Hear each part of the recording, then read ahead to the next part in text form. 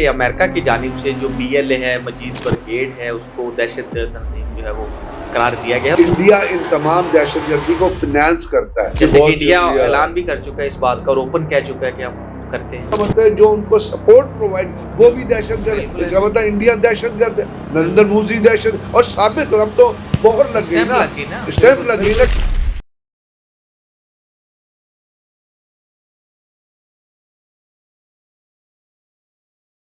अस्सलाम वालेकुम जी, मैं हूं हसनैन चौधरी और हमारे साथ मौजूद हैं ब्रिगेडियर रिटायर्ड सैयद गजनफर अली साहब। सर बहुत शुक्रिया टाइम देने का। सर बड़ी डेवलपमेंट है कि अमेरिका की जानिब से जो BLA है, मजीद ब्रिगेड है, उसको दहशतगर्द तंजीम जो है वो करार दिया गया है और खास तौर पर इससे में अब ये भी बिल्कुल चीजें क्लियर हो गई हैं कि जो उसको सपोर्ट करते थे जाहिर बात है फिर वो भी दहशतगर्द है। जैसे कि इंडिया ऐलान भी कर चुका है इस बात का और ओपन कह चुका है कि हम करते हैं। बिल्कुल सही बात है हसनैन, आपने बड़ा पाकिस्तान के हिसाब से ये बड़ी सेंसिटिव चीज है। बिल्कुल सर, क्योंकि आजकल जो कुछ हो रहा है और खास तौर पे बलूचिस्तान में या फिर KPK में, बलूचिस्तान में आपको पता है ये दहशतगर्द BNA है, Balochistan liberation army, Balochistan national army, Balochistan Republic army, ये सारे जो हैं अब इनको इन्होंने असल में अपने आप को सेक्टर वाइज डिवाइड कर लिया था। मतलब पंजाब BLA जो थी वो ऑपरेट करती थी, ये जो आपका एरियाज डिफाइन कर लिया, एरिया डिफाइन सिंधी ऊपर अपना कलात और ये इस बेल्ट में जो नीचे कोलू मावन डेरा बुक्ती तक आती है। फिर ये जो था BNA ये चली गई थी तरबत पंजगूर और इनको जो भी लोग लीड कर रहे थे वो सारे वो डिसिडेंट मतलब हैं। इसमें से आप देखते हैं जो वो लोग हैं जो हमेशा से बिकाऊ रहे हैं, जैसे जावेद मैंगल की आप बात करें, अब अख्तर मैंगल का भाई है जावेद अख्तर मैंगल साहब, चीफ मिनिस्टर रहे हैं बलूचिस्तान के। उसके बाद फिर वो बरमदाद बुख्ती है और आपको पता है बरमदाद बुख्ती जो है वो बुख्ती का पोता शोता। अब बरमदाद बुख्ती के अंदर जो है ना 11 ट्राइब्स हैं, तो बरमदाद बुख्ती की जो फॉलोइंग है वो आप ये समझ लीजिए कि 0.1% है बुख्ती ट्राइब के अंदर। लेकिन क्योंकि वो पड़ा थोड़ा सा उनके पास पैसा दौलत, फिर जिस तरह बुख्ती बलूचिस्तान के अंदर लोगों पर जुल्म किया जाता है, मारा पीटा जाता है, यानी वहां पे लोगों को पढ़ने की इजाजत नहीं है। जितना ये रॉयल्टी होती थी सुई गैस की वो सारी बुख्ती साहब को मिलती थी। बुख्ती साहब में एक अच्छी बात थी कि वो रॉयल्टी का बहुत सारा पोर्शन अपने लोगों में डिवाइड कर देते थे। लेकिन बुख्ती ट्राइब फिर भी इनको फॉलो नहीं करता, बल्कि बहुत सारे बुख्ती हैं, कलपड़ बुख्ती है जो मुल्तान और इलाके में आबाद है। फिर इसी तरह करके आप नीचे आ जाइएगा, बरमदाद भाई अपना ये जो अल्लाह डॉक्टर अल्लाह ये बड़े अरसे तक बाहर रहा है, इंडिया की पेरोल पे रहा, मुसैद की पेरोल पे रहा, मतलब ये कोई शक की बात नहीं है। तो ये तमाम ये बशीर देव या बाकी जो लोग जितने भी हैं ये तमाम के तमाम आज से नहीं, और इन्होंने खुद कहा, ये मैंने नहीं, इन्होंने ऑन किया कि जी हाँ हम इंडिया से पैसे लेते हैं, हम अफगानिस्तान से पैसे लेते हैं। और आप कभी इनकी लाइफ स्टाइल देखें, डिजाइनर सूट पहन के फिर रहे होंगे, कभी आपको स्विट्जरलैंड में नजर आएंगे, कभी आपको इंग्लैंड में, यानी बैठे वहां हैं, पैसा खा रहे हैं इंडिया भारत से, इलाज करवाते हैं इंडियन के हॉस्पिटल में। वहां पे बहुत सारे इनके लोग हैं जो डिटेक्ट हुए हैं वहां पे, जब जख्मी हो जाते हैं वहां से, और बात करते हैं कि जी बलूचिस्तान को हमने जो उसकी हम आजादी की उसके लिए काम कर रहे हैं।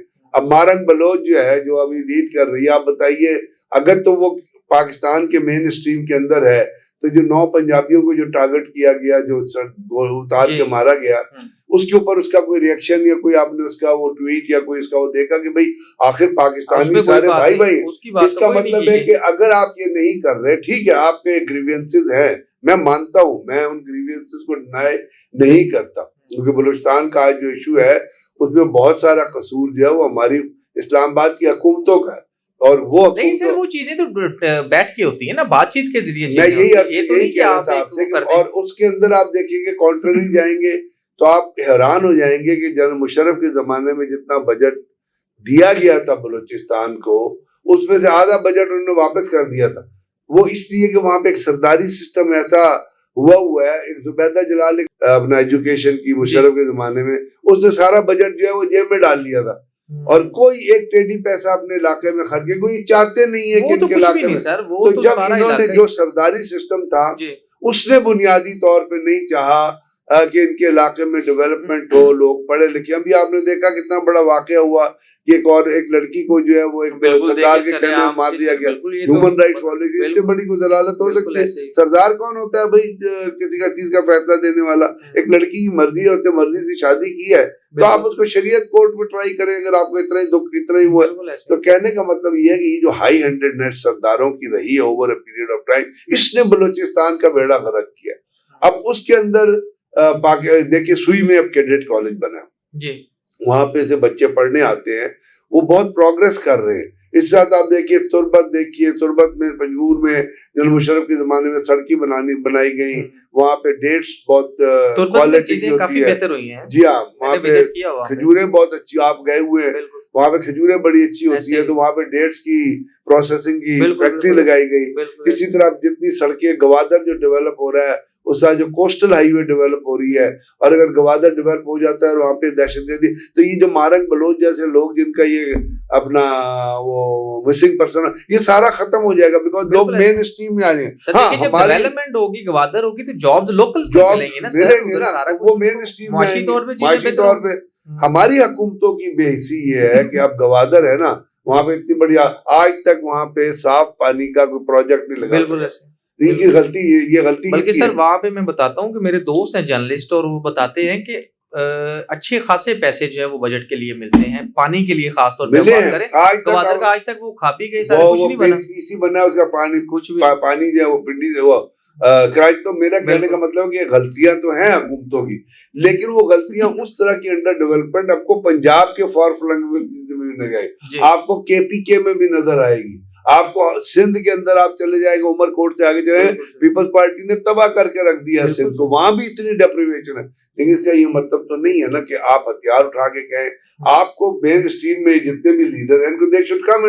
अब इन्होंने क्या किया, इन्होंने अपनी छोटी छोटी पार्टियां बना ली, और पार्टियां बना के उनके ऊपर इंडिया ने इनको, मतलब है, मैंने नहीं कहा, अजीत कुमार डेविल का आप स्टेटमेंट उठा के देख रहे हैं, उसने कहा था कि ये पाकिस्तान के अंदर जो ग्रुप लड़ रहे हैं वो किसी रिलीजियस आइडियोलॉजी पर नहीं लड़ रहे, वो मर्सेनरीज हैं। This is his word, I am quoting him. हम उनको पैसे देंगे, उनको लड़ाएंगे पाकिस्तान में, और हम वहां पे खुद की बॉम्बिंग भी कराएंगे, हम सारा कुछ, और वो आज तक हो रहा है। अभी आप हैरान होंगे हुसैन, बड़े अफसोस की और दुख की बात है कि हम यौम आजादी मना रहे थे, और हमने कितना फैन फेयर से यौम आजादी मनाया, और हम डिजर्व भी करते थे बुनियानुल मरसूद के बाद जो हमने कामयाबी हासिल।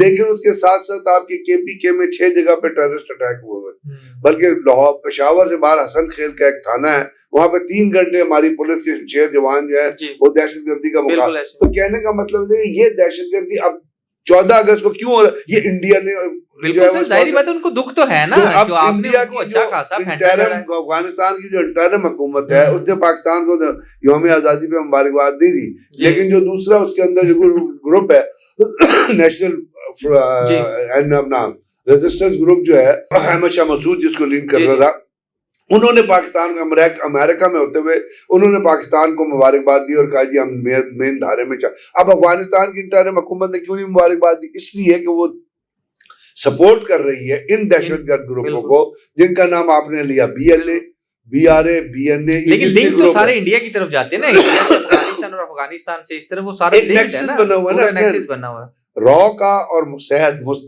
सिर्फ इंडिया नहीं है, इसके अंदर इजराइल शामिल है। बिल्कुल ऐसे ही रॉ ने मुस्तैद ने और NDS जो अफगानिस्तान की, और इन्होंने एक जॉइंट हेडक्वार्टर बनाया हुआ था जब अमेरिकन फोर्सेस वो थी बदख्शा में, जहां पे ये लोगों को पाकिस्तान के अंदर दहशतगर्दी करने के लिए ट्रेन करते। इंडिया इन तमाम दहशतगर्दी को फाइनेंस करता है। गुजरात में इंडिया ने ट्रेनिंग स्कूल बनाए हुए हैं।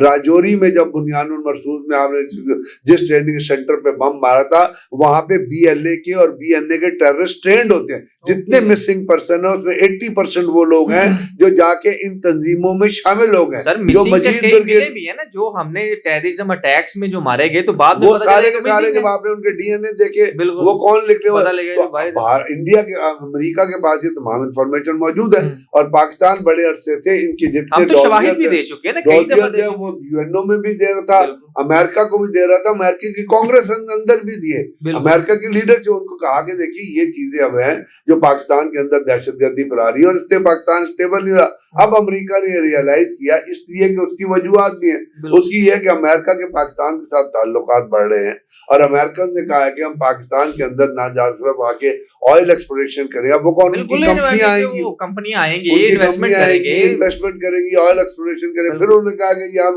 क्योंकि चाइना ने अमेरिका पे पाबंदी लगा दी है कि वहां से रेयर अर्थ मिनरल नहीं जा सकेंगे, अब उनको तलाश है नई मार्केट की, नई साइट्स की। तो कहा कि पाकिस्तान के नदर्न एरियाज में इलाकों में, इवन बलूचिस्तान में काफी मिनरल है जो मौजूद है, it's very rich in mineral. तो इसलिए उन्होंने कहा अब अगर वो कंपनियां वहां आती हैं और ये दहशतगर्द ग्रुप जो है वहां पे दहशतगर्द, तो साफ ना सिर्फ ये कि पाकिस्तान का नुकसान होगा बल्कि अमेरिकन एसेट्स को भी। तो अब ये कहना कि मजीद ब्रिगेड दहशतगर्दी और जो इन्वॉल्व है, बीएलए दहशतगर्दी में इन्वॉल्व है, बीएनए दहशतगर्दी में इन्वॉल्व है। ये जितने पंजगोर में अटैक हुए थे, जितने तुर्बत में अटैक हुए थे, जो वो सारे के सारे उन्होंने अब जब आप ऑन कर रहे हैं तो इसका मतलब है जो उनको सपोर्ट प्रोवाइड वो भी दहशतगर्द है। इसका मतलब इंडिया दहशतगर्द है, नरेंद्र मोदी दहशत, और साबित हो अब तो मोहर लग गई ना, स्टैंप लग गई ना कि दहशतगर्द ग्रुप को सपोर्ट करेंगे। और आपको याद है उनकी जो तंजीम भी आई थी ना, आईएमएफ ने भी, वो आईएमएफ ने कहा जो हमारी वो है मुआशी जो तंजीम है, क्या नाम है उसका सर? नहीं सर, मुआशी जो तंजीम है हमारी, जिसपे हमारा नाम भी चल रहा था ग्रे लिस्ट में, FATF में जो रिपोर्ट आई थी और उसके अंदर जो तंजीम का जिक्र किया गया था वो भी फंडिंग जो ले। फिर जो श्रीलंका में जो कोई दहशतगर्द हुआ था, धमाका हुआ था चर्च में, उसके ताने बाने में इंडिया के अंदर से, बिहार के अंदर से आगे वहां से वो तंजीम वहां गई थी, वहां पे उनके हेडक्वार्टर मौजूद थे। नरेंद्र मोदी कनाडा वाला जो इशू हुआ, बाकी जो इसका मतलब इंडिया जो है दहशतगर्दी सबूत कर चुका है। अब नरेंद्र मोदी ने अपनी एक स्पीच में कहा कि बलूचिस्तान के लोग मुझे कॉल करते और तू उनका बाप है, तेरे अपने लोग तुझे नहीं कॉल करते, तू खुद नाजायज औलाद है किसी की, तू कहता है कि जी बलूचिस्तान के लोग मुझे कॉल। तो आज ये साबित हो गया इंडिया, अमेरिका के, पाकिस्तान तो क्या ही रहा था, बहुत सारे दुनिया के ममालिक कहते, ईरान बड़ी दफा कह रहा था, बाकी ममालिक कहते कि इंडिया दहशतगर्द मुल्क है और दहशतगर्दी में इन्वॉल्व है। इंडिया और अफगानिस्तान दोनों मिलकर पाकिस्तान के अंदर अमेरिकन हथियार देकर दहशतगर्दी को सपोर्ट कर रहे हैं, सुपरवाइज कर रहे हैं। और अब जो अमेरिका ने ये पाबंदी लगाई है, इसके बाद अब अमेरिका का अगर स्टेप ये होना चाहिए कि वो भारत को भी दहशतगर्द मुल्क डिक्लेयर करे। अफगानिस्तान जो दहशतगर्दी कर रहा है मुल्क में, और जहां अमेरिकन इन्फ्लुएंस बहुत ज्यादा है, तो अगर अमेरिकन सिंसियर है, अगर वो पाकिस्तान से नहीं खेल रहे, अगर वो उनकी इंटेंट क्लियर है, तो वो अपना प्रेशर इस्तेमाल करें और अफगानिस्तान हुकूमत जो दहशतगर्द ग्रुपों को सपोर्ट कर रही है, उनको फाइनेंस कर रही है, फितना अल खारिज को फाइनेंस कर रही है, बीएलए को फाइनेंस कर रही है, बीएनए, तो उनके ऊपर भी पाबंदी लगाए और अफगानिस्तान की इंटरिम गवर्नमेंट से डिमांड करे कि अगर आपने दहशतगर्दी जारी रखी तो फिर उनके खिलाफ, जैसे पहले अमेरिकन फोर्सेज या पाकिस्तानी फोर्सेज ऑपरेशन या एयर ऑपरेशन, उनके खिलाफ वो तमाम की तमाम किए जाए और उन सेक्टरीज को तबाह किया जाए जहां से ये दहशतगर्दी पाकिस्तान के अंदर इन्फिल्ट्रेट की जाती है। Sir thank you so much, बहुत शुक्रिया।